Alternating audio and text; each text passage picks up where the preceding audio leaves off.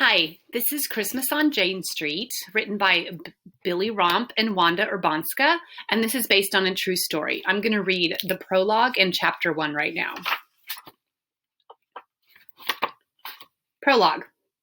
When my daughter lifted the green ribbon on my gift that Christmas morning, my heart started racing. Despite what I had do for a living, I'd never been big on presents, giving or receiving them, up until now. This gift meant more to me than any Christmas gift I've ever given or received. This gift carried a message I didn't want either of us to ever forget. Ellie had always been a creative, confident, somewhat headstrong girl, and she's highly intuitive. At least she's always been able to read me. So when she hesitated between untying the ribbon and lifting the box lid, when her eyes caught mine to be sure I was watching the unveiling, I knew that even before removing the present from the box, she had guessed at its significance. I'm not sure that Ellie, my oldest child and only daughter, understood what she'd given me that Christmas. It wasn't anything you could wrap in a box or bundle in tissue or drop into one of those shiny new bags. But I had received something of enormous value. Like most milestones, this one wasn't easy to reach. To be sure, my young daughter had put me through the paces that holiday season. But looking back on it now, every step brought me closer to seeing life in a whole new light. In the end, Ellie helped me rediscover the wonder of Christmas and the sacredness of my family. It may sound peculiar coming from me, someone as close to being the bearer of Christmas tidings as you'll ever find, short of wearing a red suit and a white beard, that I'd ever struggled with the meaning of it all. But I did. You see, I sell Christmas trees in New York City. The season is short and intense, but the rewards are considerable. A good season may make a year. For the last 10 years, my wife, 3 children, and I have journeyed down from our farmhouse in Vermont to set up a stand in the corner of Jane Street and 8th Avenue in Greenwich Village in New York City. We arrive the day after Thanksgiving and leave on Christmas Eve. Our sidewalk is next to the Jane Street Community Garden, where our freshly cut trees stand like a battalion of toy soldiers ready to go to work, spreading their cheer.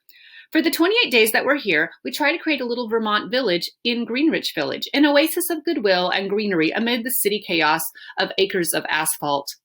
I'm a mostly modest man, but I will tell you this. I have this gift for matching the right tree with the right customer. The first few years, I didn't recognize it as a talent, and then I shrugged it off as nothing out of the ordinary. Finally, and this is where Ellie's gift to me comes in, I began to see my ability as something to nurture and cherish. This is the way I work. I adjust to each person's pace. My customer leads and I follow. Some people deliberate long and hard over their trees, and I stay right with them. Others point to one and say, "That's it," end of discussion, and that's okay too. For me, a Christmas tree is more than a piece of merchandise. Though they all come with the same basic equipment, a trunk and branches and needles, they vary tremendously. Small, scraggly trees need your love and attention, while the tall, imposing ones add grandeur to a foyer or living room. Then there are the trees that may not be symmetrical, but get you right in the heart because they have soul. They've endured hardship and sing ballads about it if only you'll listen. The ones I like the best have this quality. They're like people with character etched on their faces. The majority of my customers come looking for help. I put on my listening cap and ask questions. That's where my skills come into play. Do you have high ceilings or low? Is your apartment drafty or warm? Do you have young children or boisterous pets? What ornaments do you plan to hang? When I'm with customers, I completely focused on getting them the very best tree possible, the right tree for them. If they're looking for a woody aromatic fragrance, I steer them toward the most popular tree, the balsam fir. If, however, they want a subtler sweet smell, I recommend my personal favorite, the Douglas fir. If they desire a sophisticated tree, tall and regal, with strong, stiff branches that won't bow under the weight of heavy ornaments, I trumpet the king of trees, the Fraser tree. This royal never sheds. Leave it up till Easter, I tease. I found that with customers, as with life itself, spirit matters as much as, if not more than, the product. If I can get people talking and laughing, if I can get them in a good mood, they'll buy my tree. I bill myself as full service stand. It's an accurate description and also opens the door for holiday joking and jesting. I launch into a litany of things I can do for free. I'll deliver your tree, I tell them. Set it up in your stand, hang your ornaments, and sprinkle on tinsel. If I haven't gotten a laugh by then, I continue. I'll make your eggnog, wrap your presents, write your Christmas cards. By then, even the most harried New Yorker loosens up. Another thing I've learned is that it's harder to create good cheer in others if you don't feel it yourself. As anyone knows who's worked even one day selling Christmas trees, you're not just selling the product, but the season itself. And that's where I got into trouble on this particular year. Because I'm also so good at what I do, I have a reputation to uphold. I'm told I have the most successful Christmas tree stand in the city. It's not that I get into a competition with every other stand in the city. I'm not that foolish. I know that as with any true competition, you really are only competing with yourself. That's what happened is that I got so caught up in my goal of doing better than I had the year before that I lost touch with what I was trying to bring, why I was trying to bring in all this money. But I'm getting ahead of myself. This story is about something more basic, more fundamental than my business and how I separated from, then got back together with myself. It's about my daughter and how her Christmas dream woke up the dreamer in me, the one I had let fall asleep. I suspect that my story is not uncommon among all of those who celebrate Christmas. Other parents who get so caught up in the frenzy of the season that we lose touch with its meaning. What I learned from my daughter, I now have the privilege of sharing with you. For this, I am eternally grateful. Now I want to tell you about Ellie and the Christmas on Jane Street that changed my life. Chapter 1, Our Village in the Village. Ellie and I had spent the morning setting up Christmas trees when she sprang it on me.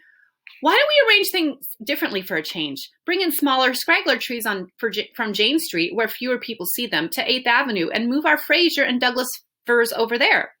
At first, I was only half listening. My mind had jumped ahead to the coming month, watching the noisy stream of cars, trucks, and taxicabs rush towards us up 8th Avenue. I could see the entire season unfold in my mind's eye. The pace of my business would start out slowly, build steam during the second week, and peak during the 2 weeks before Christmas.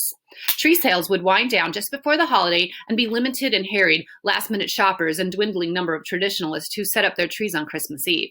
But Ellie's insistent eyes fixed on mine demanded a response. New York City always seemed to spark new ideas in her, in principle a good thing. Still, I couldn't help but wish that this particular brainstorm had occurred at another, less pressured time. On the opening day of tree sales, after most of the stand had been set up, I wasn't looking for a change in plan. I wanted the stand to be neat, organized, and efficient for business on Saturday. So while Patty and I tried to honor the children's creative impulses whenever possible, I wasn't about to alter the layout of the stand. I like your idea, Ellie, I started, trying to be tactful, but I'm afraid we're going to stick with things the way they are. Her brown eyes fixed on mine for an instant, and it was hard to read her. Did she think I was becoming too rigid? Could she be right? Over the years, I learned that there are certain rules for selling at Christmas time. The first is that people crave predictability. Naturally, customers want to see the same high-quality trees year after year, preferably sold by the same caring hands. But it's equally important for them to know where to find things. One of them, once they learn the lay of the land, they'd like to come back to the same spot to find their tree, just like last year. But Daddy, she protested, you always say you can learn by trying new things. Though I like to think of myself as flexible, open-minded, the reality is that once I found a system that works, I like to stick to it. True, I allow, but people don't like unexpected changes, not at Christmas time. Ellie gave me a look, then, seeming to understand my point, let it go. Whatever, she said, lifting an unforlorn wreath from a stack. Using thin wire, she nimbly fastened on a shiny red bow and some pine cones. Then her mind seemed to leap in another direction. What time is it? She asked. I reached into my pocket, pulled out my aging silver pocket watch, a family heirloom that I'd always bring to the city for good luck, and told her the time. I'm wondering if Emma would be home from school soon, Ellie said. Emma was Ellie's best friend in Manhattan.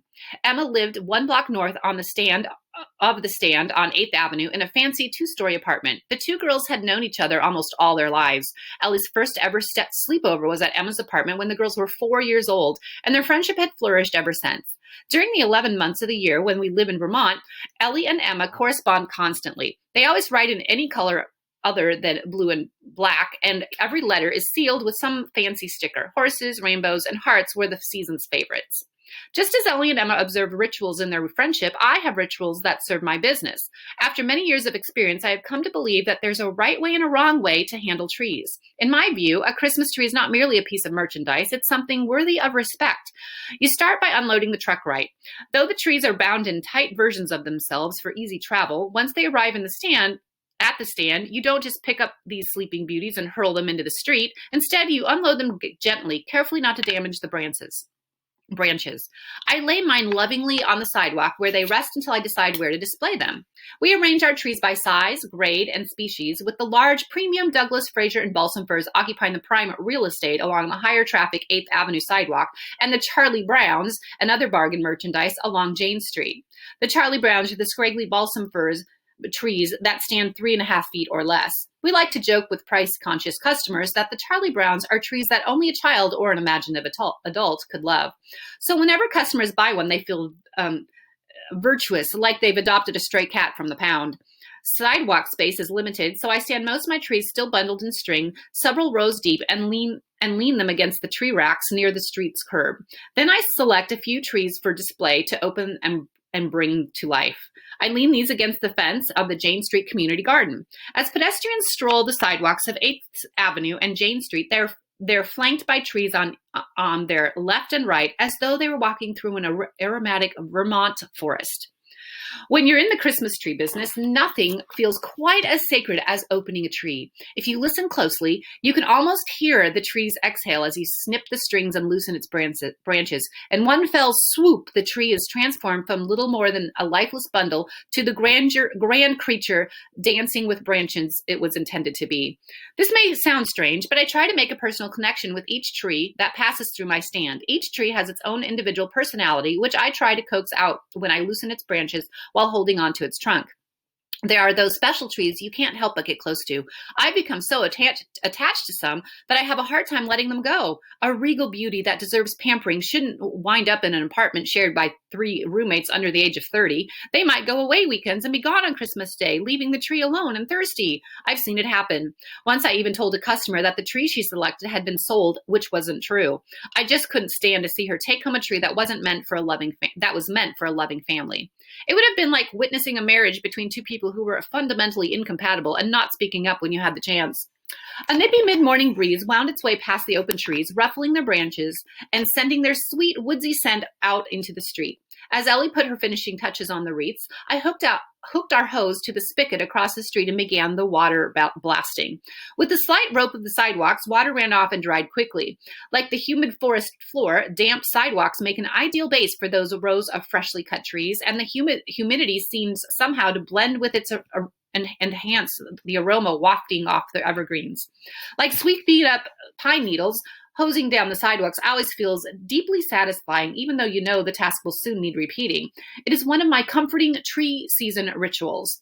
Well-wishers and seasonal neighbors have been stopping throughout the day to welcome us back. Philippe Bonjour, the owner of Bonjour, the French gourmet food shop across the street, had been the first to greet us that morning. He was about as close to family as it got in Greenwich Village, which meant pretty close. Every year, Felipe opened the arms of his shop to us. All day long, day in and day out, various members of our family trooped in and out of his place. We went there for water, which we drew from the jugs of bottled spring water stored in his basement.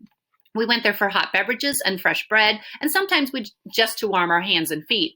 That morning, Felipe delivered 2 piping hot croissants swaddled in a red and white checked napkin, and a steaming cup of hot chocolate for Ellie and coffee for me. He hugged us both and gathered up our heavy-duty extension cord and went to work. He carried it across the street, where he plugged it into a cord power outlet in his basement, then brought it back inside and looped the cord up in the high tree branches over Jane Street and ran it down a lamppost and into our home away from home. That year, like all the other years before, I offered to pay him for supplying electricity. That year, like every year, he refused. "You're good for business," he said, minimizing his generosity. "People come from all over for your treats, and while they're here, they stop in and buy my Christmas treats." Felipe was right, of course, but the fact remained that his business would have benefited from our being there whether or not he helped us. Good for business stuck to me as a kind of masculine way of masking kind acts, expressing care without having a real deep feelings. I could always spot it because I'd done the same thing myself. "Are you ready for another great season?" Felipe asked.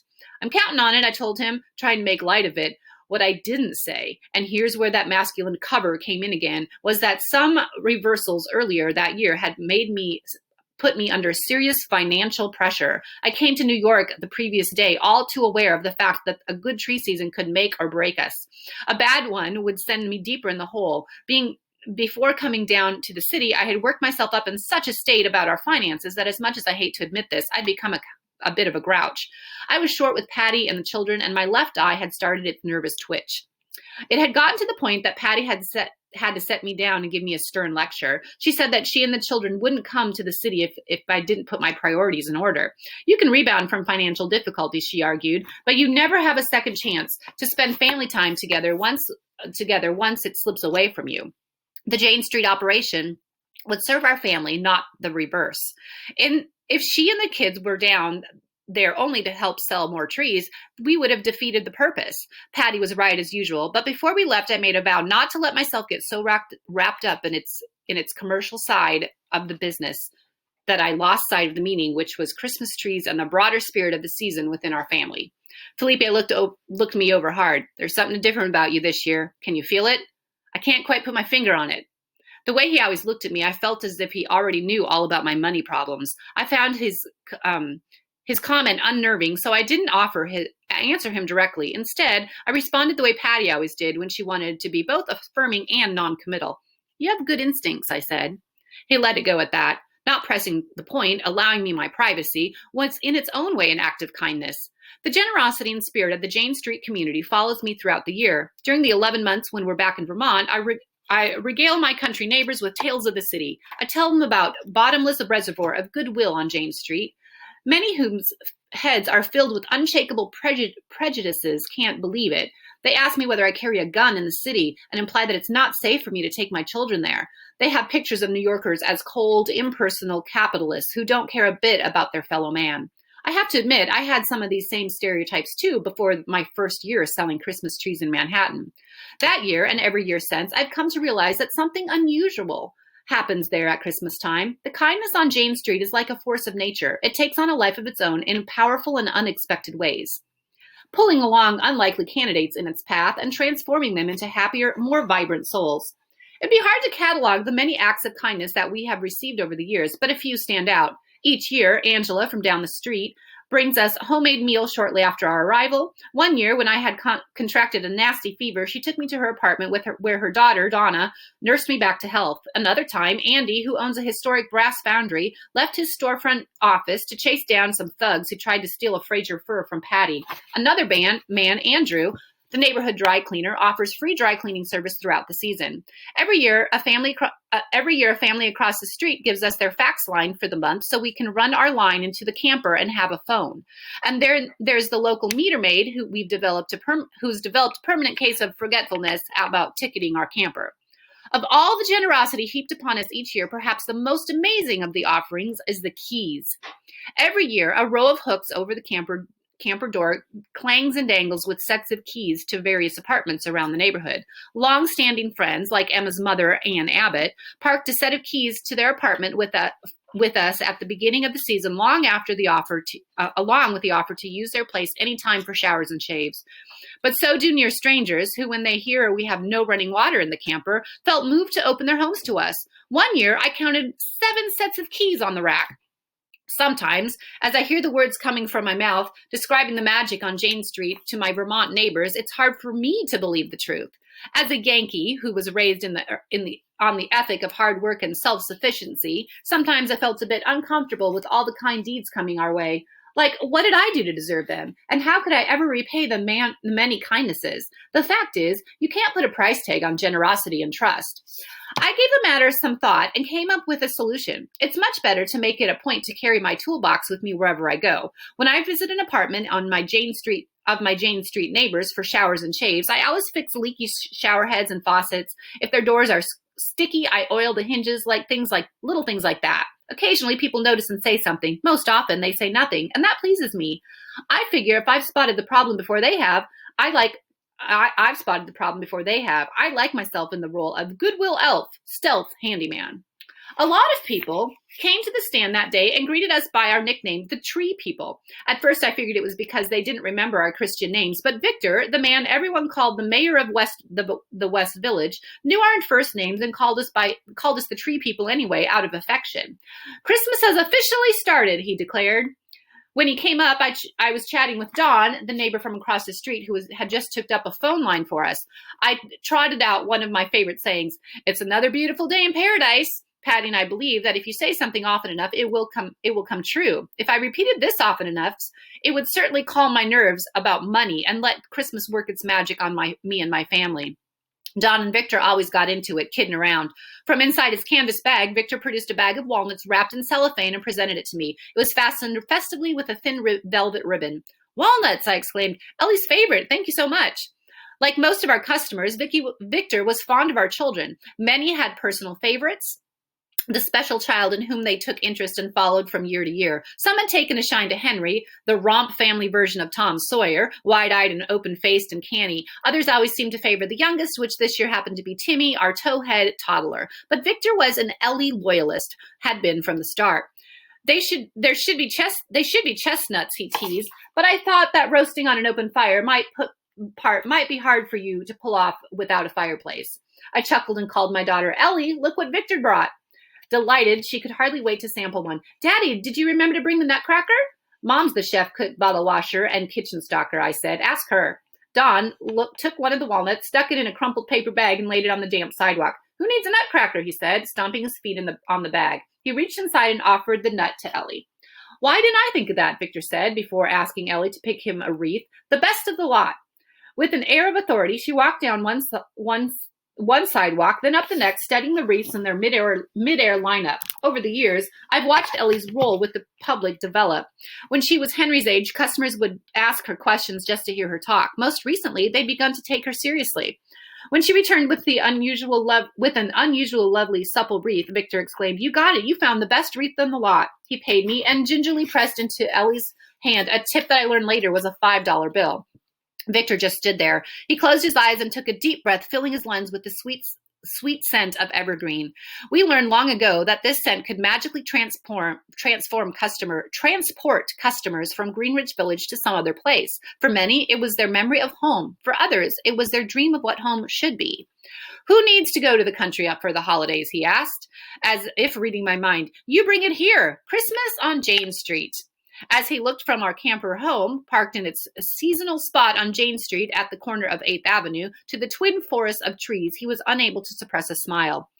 Don hugged Ellie. Cut any lumber lately? He said, teasing her about her jacket. That day, Ellie and I were twins in our matching black and red lumberjack shirts and blue jeans. In the morning, Ellie generally waited to dress until she'd seen what I'd put on. Dressing alike was one of our cherished Jane Street rituals. Customers frequently asked, Is that your daughter? And seemed pleased to find out that she was. Ellie